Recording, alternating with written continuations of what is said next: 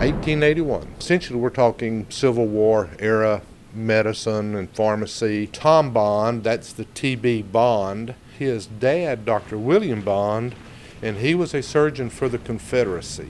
You know, whether we're looking back at some of the old John Wayne movies and the doctors and holding somebody down and amputating a leg, or what black bag medicines were actually available if they made a house call at 10 o'clock at night to help someone. Compounding, making medicines from pure chemicals back in the 1880s, early 1900s, that was a lot of how medicines were made. The old powder papers and remedies that were made from pure ingredients, and there was less of the commercial or manufactured type products that were available. Well, I think part of the analogy is Doc from Gunsmoke. Wound's not healing fast enough to suit me.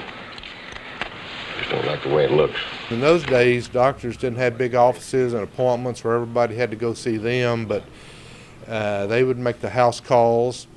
And actually, they did have an office, but it was upstairs.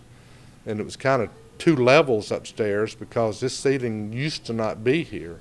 So if you can imagine, if you were a pregnant woman or an older person with asthma or heart disease and trying to climb 2 flights of stairs to go see the doctor, was probably a pretty good experience. A lot of the old formulas they brought, some of their reference books, and what's very interesting to me is a lot of this is actually some handwritten formulas, almost as if we were sitting while we're having a cup of coffee and you asked me about a remedy for ringworm, and I get a napkin and write out several ingredients and say, okay, if you go put this together, or I'll put it together for you, and that'll take care of your ringworm.